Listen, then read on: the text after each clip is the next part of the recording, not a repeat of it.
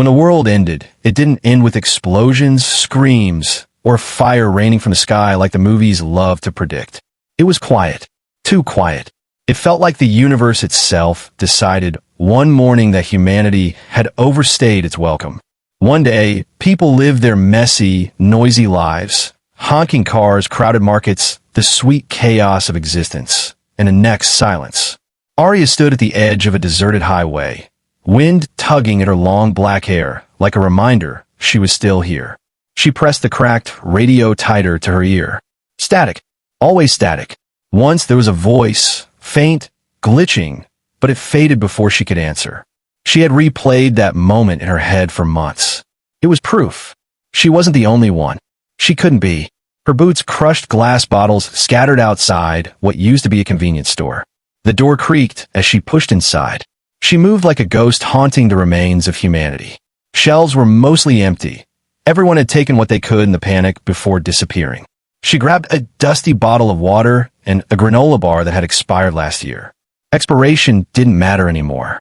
She sat near the counter, staring at a magazine left open to a page with smiling families and beach vacations. Those people might as well have been aliens now. What she missed most wasn't the crowds or the noise. It was connection, touch, laughter, someone who could look her in the eyes and see her. She swallowed the lump in her throat and whispered into the dead air, "If anyone is listening, please talk to me." No answer. But she wasn't done searching. Her camp was set inside a secure underground research bunker in what used to be Los Angeles. The outside world had become unpredictable. Strange storms, aggressive wildlife, unstable buildings collapsing at the slightest tremor. Nature was claiming ownership again. Aria had never been a scientist, just a systems analyst working in a government data center. But when the evacuation alarms blared 2 years ago, and the city was swallowed by a strange, shimmering mist, she survived only because she was already deep underground. Everyone else in the bunker vanished while she slept. That was the worst part. Not knowing. Were they dead?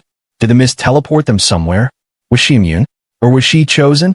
On the bunker's wall was a cracked digital countdown clock that froze on 000-00-00-00 long ago. She didn't know what it meant. Or maybe she didn't want to. But the radio, that changed everything. A voice. A hint of hope. Aria traveled every few weeks, searching buildings, rooftops, and old safe houses for evidence of life. Today's destination was the broadcast tower near the mountains.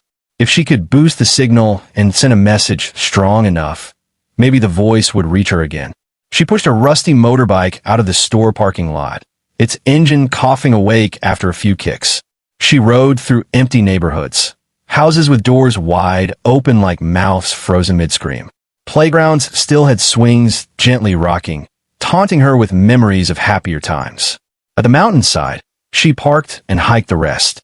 The climb scraped her boots and burned her muscles, but she didn't stop. She had purpose, and purpose was oxygen. The broadcast tower loomed like a giant skeleton. She climbed carefully. Halfway up, she spotted something that made her breath catch, a solar drone, blinking with power. Technology, still alive, meant someone was maintaining it. She yanked open the access panel and connected the portable transmitter she'd built from scavenged parts. Her fingers shook as she pressed a button. "Hello, this is Aria Wells. If anyone can hear me, I'm alive. I repeat, I'm alive. Please respond. I don't want to be alone anymore." Static. Then a glitch. A faint crackle. "Ria, hold on." She gasped. "Yes, I'm here. Please talk to me. Meet. Research Facility 7 coordinates. 34.05 degrees north. 118.25 degrees W. Hurry." Then silence again. But she knew those coordinates. Downtown Los Angeles. Near the center of the mist. Fear gnawed at her. The mist wasn't just dangerous. It took people. All at once. Without warning. She remembered that night vividly. She woke up, and the entire bunker was empty. Beds perfectly made, lights still on, coffee still warm. Like everyone simply walked into another universe. But the thought of another human being, someone with a voice, with thoughts, was enough to propel her motorcycle through the cracked highway leading back to the city. The skyline was now wrapped in shimmering fog, glowing faintly like moonlight trapped in glass. As she neared it, her skin prickled, her instincts jolting warnings through her veins. She parked before the mist and breathed deep. For humanity, she whispered, then stepped through. It was like walking into a dream. Colors shimmered strangely. Time felt slower. Even sound was muffled, footsteps barely audible. Abandoned skyscrapers towered overhead like silent guardians. Then she saw it. A tall white building with a number 7 spray painted by the entrance. She pushed through the doors and found a staircase descending deep into the earth. Her flashlight flickered but didn't die. At the bottom, glass walls glinted. A laboratory, untouched, sterile. Machines blinked, still running. And inside a containment chamber, a man. He looked alive. Sleeping? Or frozen in time? Tubes fed into his veins. Monitors traced his vital signs. A label on a glass read, Project Genesis, Phase 3, Human Preservation Protocol. Subject, Dr. Elias Ward. Aria stumbled back, heart exploding with relief and confusion. She wasn't alone. She pressed buttons desperately until the system asked for a retinal scan. The device beeped. Access granted. The chamber hissed open. Elias gasped awake, collapsing into her arms. His skin was cold, but the warmth of his breath against her cheek felt like sunlight after endless winter. "You're real," he whispered, voice trembling in disbelief. "So are you," she replied, squeezing him tight. He needed water and time to regain strength. They sat together, 2 survivors clinging to the rediscovered feeling of belonging. Aria asked the question that haunted her. What happened to everyone? Elias stared into the flickering lights, pain heavy in his eyes. "We were trying to save the planet. Humans pushed the Earth too far. Pollution, disease, climate collapse. So the Global Scientific Coalition developed the Purity Wave, a nanotech mist designed to cleanse the planet and suspend the human population temporarily. Everyone was meant to enter stasis, then return once Earth healed. But why am I awake?" Aria asked. "You have a rare genetic anomaly. You were immune to the nanotech signal that triggered stasis," he explained softly. "You're the only one who stayed conscious. And the system never rebooted. So humanity isn't dead?" "No," he said. "They're asleep, waiting. But we need 2 key cards to initiate global reawakening. My partner had a second one. He left during the chaos and never returned." Aria stood, determination sharp in her voice. "Then we find it." Elias smiled, hope glowing like sunrise in his tired eyes. They traveled together now, sharing food, laughter, fears, memories. Aria found comfort simply hearing another human heartbeat beside hers at night. But the world had changed. The longer they traveled, the stranger things became. Animals mutated by dormant nanotech stalked the cities. Wolves with eyes that seemed too intelligent. Deer with metal-like bone growths shimmering beneath their fur. One night, as they camped in an abandoned mall, the ground trembled. Shelves collapsed. A distant roar echoed like a monster waking from centuries of hunger. Elias pulled her close. The mist didn't only put people to sleep. It evolved everything else. They held each other, hoping morning would come fast. Their journey led them to the outskirts of a devastated biotech headquarters, where Elias' partner, Dr. Kienmeyer, was last tracked. Inside, vines snaked up cracked walls. Holographic billboards flickered warnings.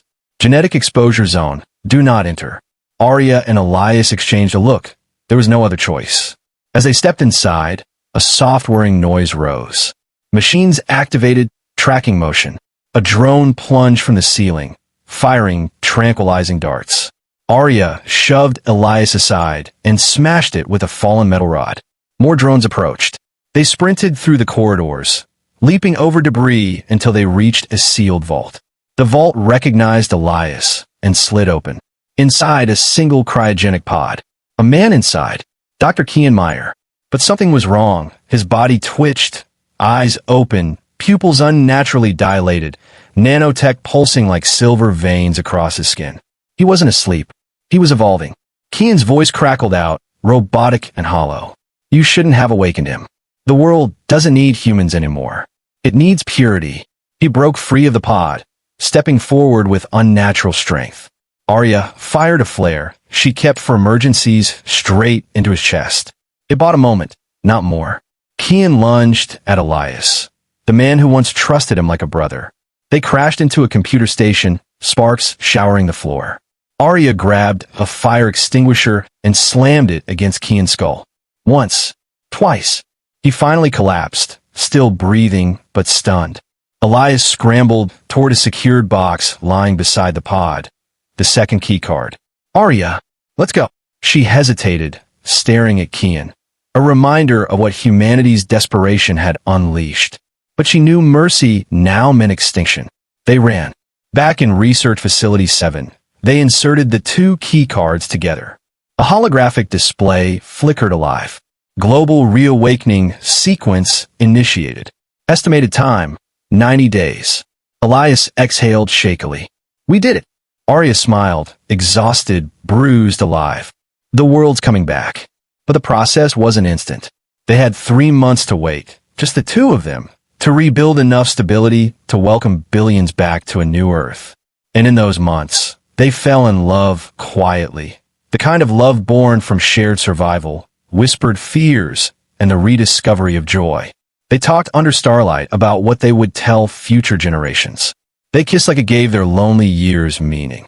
They dreamed of green landscapes filled with laughter again. Aria carved words into a stone overlooking the city. We were the last. We chose humanity. We chose hope. The countdown reached 0. The mist faded from the sky. Pods unlocked around the world.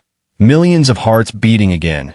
Millions of eyes opening to a quiet planet waiting to be reclaimed. Children would laugh again. Cities would rise. Civilization would grow, wiser this time. And Aria, once the last woman on Earth, now held Elias' hand tightly as the world restarted. She had felt the crushing weight of loneliness. She had tasted the sweet relief of connection.